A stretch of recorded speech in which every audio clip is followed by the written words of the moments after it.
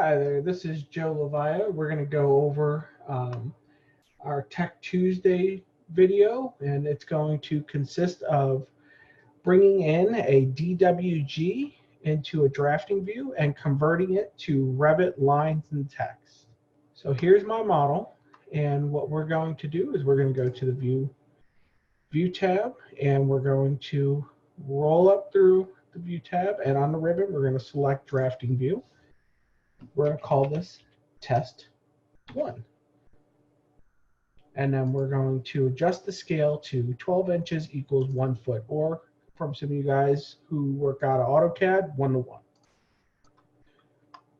Okay, now what we're going to do is we're going to go to the Insert tab on the ribbon, and we've got two options here. We've got a Link CAD and we've got an Import CAD. In this case, when we're converting our CAD details out of our general library into Revit, we're going to do Import CAD. Now here is my file here. It looks like I've got, under my design folder here for technology, I've got two options for different DWGs that are out here. And these were previous exports from Revit to DWG. They are currently DWGs. So now I'm going to bring this Equipment Outline Roughen DWG into Revit. Notice here, DWG, we're looking at correct lines that are slightly off axis, import units, auto detect, layers all, and then we want to position this at origin, auto, and then orient to view. And then we're going to place this at the standard floor plan level 1, and it's a drafting view. So where this is more important is when we're in a plan view, such as a floor plan or a ceiling plan, we'll choose the plan at that point. But we're going to click open. All right, and now what you'll see is we actually have our DWG that came in.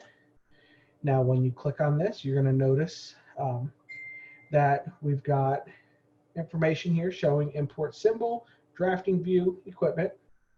And then what we're going to do from this point is we're going to make sure this is unpinned, so everything that comes into Revit is going to automatically be pinned. And so I click on the pin and then click the unpin through it.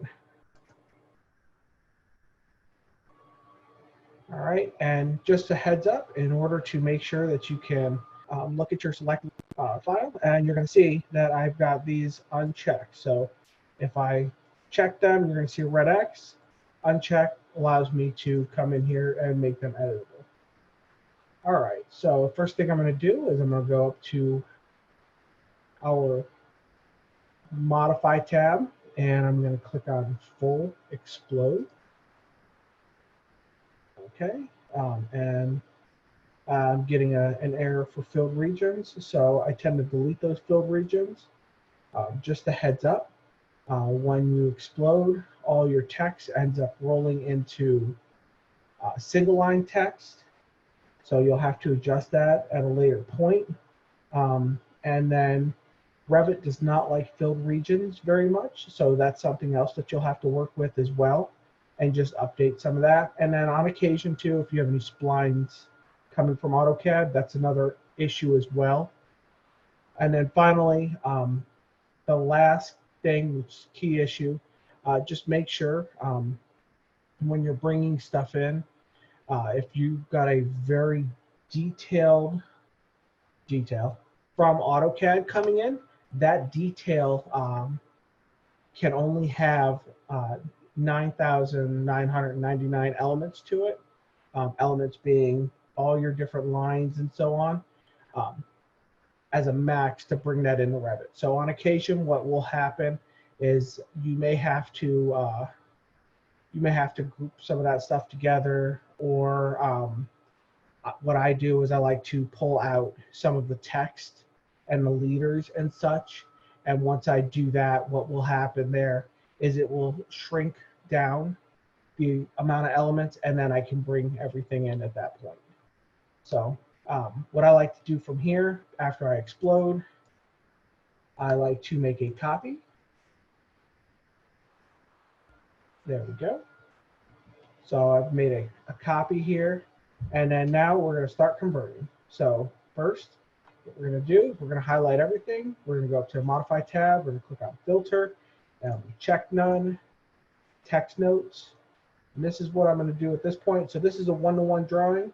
So I'm going to find my 3/32 of an inch text Arial, and I'm going to make that 3/32 of an inch Arial text. Okay, so that's all now listed as Revit. Now what I'm going to do is I'm going to highlight again. I'm going to look for my GNO text lines and my detail items, meaning my leaders that come from AutoCAD. And you're going to see all this information here. I delete that because once you've got all your text in there, in Revit, you can just add your leaders. So just a heads up to that.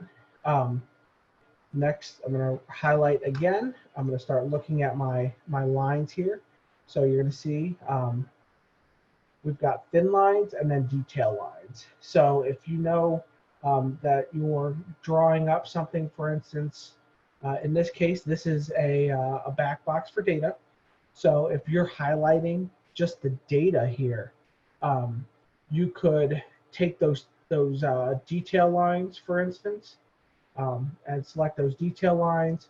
And what I like to do with that is the detail lines, I'll make like a layer, a line type 4 for just a heavier weight. And then I'll highlight again. And for those thin lines, which you're seeing A, detail thin, select those. Those kind of just indicate it's just a small line that's out here, something more in the background. I'll make that a line type 2. So now we've successfully gone through and we have converted this AutoCAD drawing detail into Revit. So some things to keep in mind when you come up to the Manage tab here, and then you come up to your line styles. Those line types that came in from AutoCAD, you'll have to come in here and you'll have to delete. But outside of that, that is the simplest and fast way to adjust your line and your details coming in from AutoCAD to Revit. And what we like to do is we'll put all this stuff in a container file, and we will pull from them from project to project. So I'd like to thank everyone for checking out our Tech Tuesday video. And if you have any questions, feel free to get in touch with us here at ATG. Thank you.